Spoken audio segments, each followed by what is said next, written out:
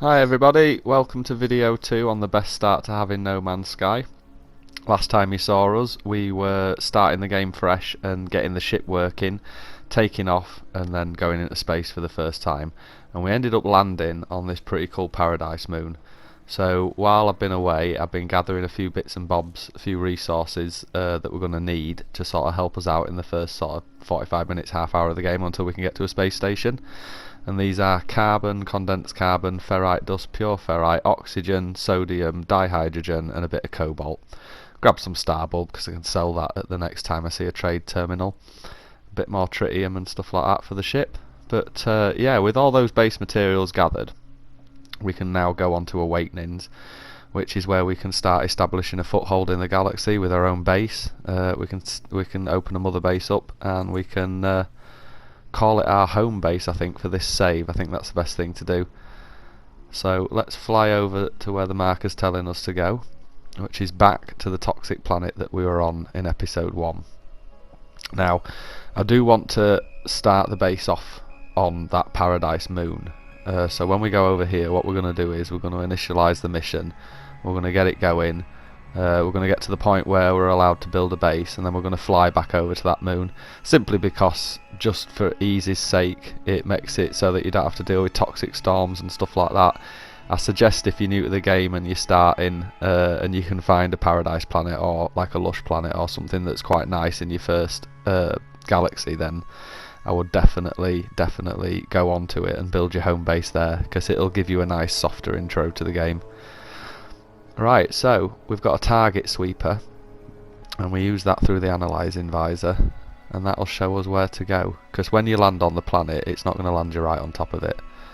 So we'll skedaddle over there and grab a few bits and bobs as we're going. Now that we've built ourselves a base of materials up, we can just grab crystals as we're going along. There'll be sodium, dihydrogen and carbon, condensed carbon, sorry. And I won't bother grabbing plants or anything like that, because soon enough we're going to be hitting space stations, we're going to be able to buy stuff. So again, into your target scanner, and that'll show you where we need to go, which is that red marker there. That's what we need to open to initialize the next bit of the mission. We're just going to ignore it for a second though, because I just want to go over here and I want to collect what's in these crates. Like I said, we got rusted metal last time, didn't we, from these crates? So we're going to continue to collect that, and I'll show you later on in this video what we're actually collecting it for. We get a couple of get relics out of here as well. They can be used for trading at this point in the game. I wouldn't worry too much about keeping hold of them, sell them at the space station. You can pick more up later for when you do portal missions. But you'll see this, it's a save and chart post, and they're really good because that'll give you a manual save, but it'll also give you a navigation data. Now if you find a building later on while you're walking around and you want to call your ship, you can use that navigation data. So here we go, let's open this up, decode it. There's the 16, 16, 16. That comes into the story mission later. It's really interesting, that. It's quite a cool story. Right, so we've got plans for a base computer and a terrain manipulator. And then look, the base computer will hold more information about who's sending us messages. So hopefully we'll find out that mystery. But for now, we need to get some chromatic metal. And to do that, we're going to have to access our terrain manipulator. So I gathered the materials that we need for this earlier. Again, spend 10-15 minutes gathering materials and it'll just mean these first couple of bits you can whiz through. So we get our terrain manipulator and we open it up inside our multi-tool. We need to make 2 carbon nanotubes and 1 dihydrogen jelly. So we can do that by going into our exosuit and going into craft products. There's your dihydrogen, and then we can just make 2 of these, and there you go. So they'll install in the multi-tool now. And that's it, we've got 2 functions on the multi-tool now. We can use the mining beam for plants and rocks and things like that, and animals for gathering resources. And we can also use the terrain manipulator to blast holes in the floor, collect silicate powder, salvage data. Whee! I thought I heard a rumbling. It's cool, innit? It's always cool when that happens. It just takes you out of the game a minute. You can have your head down in sand doing something and then boom, one of them appears. They're awesome. Right, so here we go. We're looking for deposits, and these are something else that you're going to need a terrain manipulator for. because we're looking for copper. Once we've found it, we can ping it, and then we can head over to it.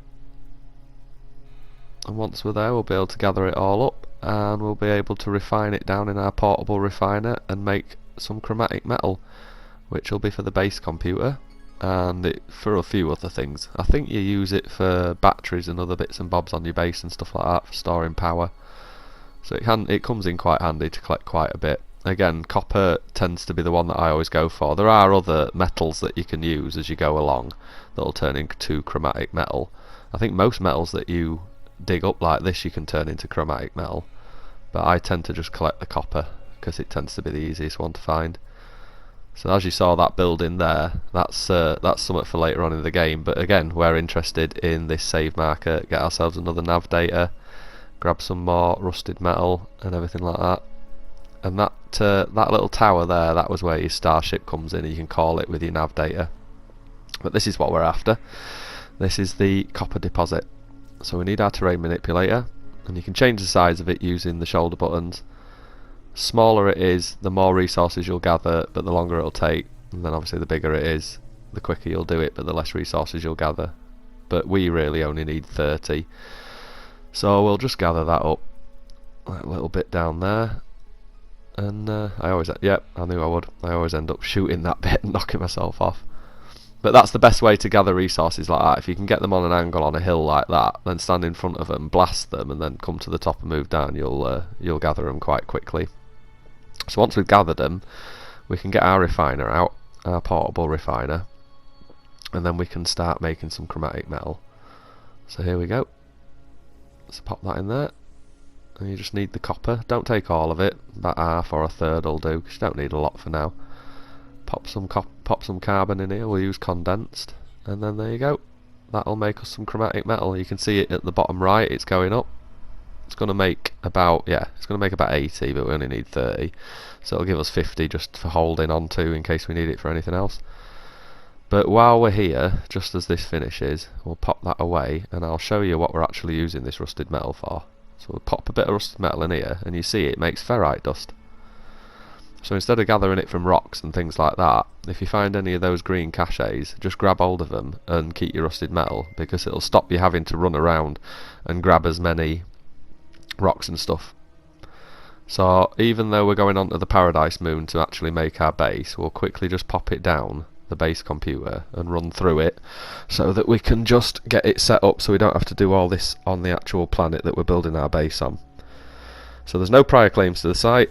So it does a quick sonar test just to make sure that you're allowed to build there. If there is something like a settlement or another player's base within range of this, I think it's something like 300 U's, it won't actually let you place this down. You'll see other players' bases because they'll come up as purple dots on the horizon. But this is alright, we can go into this. So we access the log from the previous user, and we follow the entry. This guy's not had it easy, has he? Storm sweeping, construction supplies low. But this is what we want. Doors, walls, floors, roofs. That's enough to build a basic shelter for now. And then as we go on in the game, we'll be able to get more pieces for it, and then we'll be able to make more complex shelters, bigger shelters, more interesting buildings and stuff. And once you unlock all the parts, that's really when the base building starts in this game, which is a total game within itself. Apart from everything else. I mean, you've seen from the other videos that we do on the channel how base building can just take off. So yeah, we'll delete this one because we don't need it, and then we'll put it down on the Paradise planet, and then we'll call that our home base for this save. And I think what we'll do is we'll do everything that we need to on that Paradise planet when it comes to running through the bases and doing all of the different things that are required to do the tutorial. So we'll fly over back there. As you can see, I used my navigation data to call my starship to that pillow. Saved me having to walk all the way back to get it. Again, if you find those little save pillars, then make sure you grab them, because stuff like navigation data, rusted metal, anything you can grab like that at the beginning of the game, it just shaves 20 minutes off the game, 10 minutes off the game here and there. It just makes the transition from going from a beginner to knowing what you're doing a bit easier. So we'll fly over to that moon. We'll stop periodically. Remember to do this as well. Stop periodically at the beginning to just blast some rocks and stuff. We're after tritium. We'll get gold and silver as well, but we're not bothered about them for now. But tritium helps to fuel your hyperdrive, so you'll need to keep collecting that. Again, when you're on planets, when you're in space, for the first hour of the game, just periodically stop and just pick up some items, spend 10 minutes just doing a bit of harvesting. You won't have to do it for long. Once you get into space, once you get into the space stations, and once you start doing trading and stuff, you'll find resource collecting doesn't need to happen as much, and you'll be able to set up bases where you can actually farm resources while you're away, which will save you loads of time, especially if you get a rusted metal mine, or like a copper mine or something like that. So here we are, back on this planet. I do like this planet. I think I'm going to get the glyphs and take it over to my legacy save. So we'll plonk a base computer down somewhere around here, because then there's plenty of trees and plenty of rocks over there that we can harvest if we need to. Plenty of resources over there. So here we go again, same again. Plonk the base computer down, go into it and go through the archive and see whether or not there's any bases around you. I know there isn't at this point, but it's good practice to get into. The etiquette tends to be about 1,000 U's. If you're on a planet that have got other people on it, then try to stay about 1,000 U's away from them, and then their base and your base won't glitch each other out, which can cause all sorts of problems. So here we go. You can see we've got different base parts that we've unlocked by doing the first part of this mission. It's given us a few decors and stuff like that, but what we're interested in is these wooden parts, because this is going to build us our first shelter. As you can see, the floor, the wall, the roof. So if you press L3 on PlayStation or whatever corresponding it is, it'll take you into a build camera, make it see a bit easier. Now I know the ground's not flat, but you try and find the flattest place you can, because as you see it clips into the terrain, and that terrain can come back, which can mess up your bases completely if you edit too much or build it too much into the ground. Now all we're doing is a 3x3 square. The reason I'm using these different walls for this bit and this bit and this bit is because eventually I'm going to take those out and replace them for the last part of this mission. And again, little tip, well I say tip, little point to make here, I left my portable refiner on the other planet, which is a total no-no. So yeah, I've just had to build another one. So there's a tip. Yeah, well, there is a tip for you. Don't do that. Make sure you always pick it up with R3 before you leave. You'll get your carbon back as well, so you won't lose anything. So here we go. Put the roof on. All that done. We'll put one in the middle that's a bit different, just for a bit of style. But it'll be pretty dark in here now. But at least we've got a shelter. So if it starts with a bit of storm like that, you can see my hazard protection was going right down. It shoots right back up now I'm inside, and then it defeats the need for looking for caves and stuff if you start getting yourself in a bad way, especially if you can't find a planet like this that's nice most of the time, if you're on a rough planet when you start. So I'll extract these plans, and then we shall make a construction research unit, which is going to need 20 magnetised ferrite and 1 carbon nanotube. And once you've unlocked it, you see, you'll be able to unlock all sorts of stuff. Loads of technology that you'll be able to put in your bases, which will give you access to terminals. Once the terminals are open, you'll be able to then obviously get specialists to come down from your space stations into your bases. They've got a slew of missions that you can do, which I recommend you do majority of the missions that you can for your base, because it'll take you through all the mechanics of the game. You'll get to use your exocrafts, you'll get to use your mechs, you'll get to use every aspect of it, and it really does give you a kick start, so that when you start doing the Apollo quests and stuff like that, you can really crack on. You can do the Apollo quests and stuff like that alongside this if you want to, but I always think it's good to get a good start on this before you crack into it. So we're just getting some magnetised ferrite in there, which is, if you need to, it's ferrite to pure ferrite to magnetised ferrite. That and our carbon nanotubes will give us this construction research unit. So we'll pop this open. So we're after buried technology. So we need to use an analyze visor to find some buildable technology so that we can start unlocking these parts. So that's your habitation tech that you'll need, solar panels and batteries and biofuel reactors and stuff like that, and that will give you base power. You'll be able to put lights on it and stuff like that. But what we're after at the moment is to look through our visor, and we're looking for buried technology modules. which we need to dig out the ground with our terrain manipulator. So there's a couple in front of us, none behind us that are nearer. So we'll head over to this one over there. So we'll ping it on our visor, and then we'll leg it over. Again, this is, you dig this out with your terrain manipulator. If I was you guys, what I would do is, now you're at this point, I would spend a good sort of like 20 minutes gathering maybe 15, 20 of these. I think it's maybe 20, 30. I can't remember how many it is exactly. You'll have to tot it up before you go back to your base, and then that way you'll be able to unlock all that technology in one go, and then you'll be done with your construction unit. You won't have to bother running in and out anymore. I'm just grabbing the first one that I came to just to show you how the process works. So we'll just jump in our ship and do a quick save. I was trying to fill it up with fuel, but I ain't got any, so I'll have to do that as well in between. Yeah, I'd grab everything that you can, all the buried tech that you can, and then bring it back and completely unlock all of these at once, because you're going to find once you get to the anomaly, there's going to be a lot more that you're going to have to gather, which all takes salvage data, and it's like 300 odd that you need to do them all. So we'll just make sure we're on awakenings, and then we'll head back into our construction analysis research unit. And we could go into buildable technology and we could unlock the teleporter, but I think teleporter and a few other bits you'll get as part of the intro that we're doing, so I don't want to unlock something that I might be gifted later. Can't quite remember, but we will unlock something on here.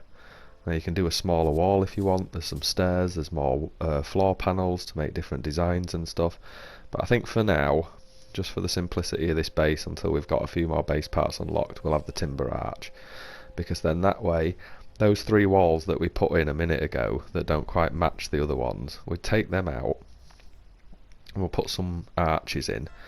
Arches are great because they let light in so that the place isn't dark, but they also still act as a barrier against the elements, so it's not like you're having to worry about your hazard stuff while you're still in there. Now it'll ask you to rename your colony on the base computer, which is what I'm doing now. For some reason you guys can't see me doing it. We'll call it Cooper Outpost, and then that's it. We have a foothold in the galaxy. We have our first base. We can start building outside of this base, doing more to it as this mission progresses. Keep ourselves nice and dry out of the storms and stuff. We'll stay on this planet for a bit and we'll do that. I might gather some more resources and stuff and sort of prep for the next video, but hopefully that's sorted you guys out and given you a good footing to get cracking on. Thank you very much. Please like and subscribe, and I will see you in the next video. Take care everyone, goodbye.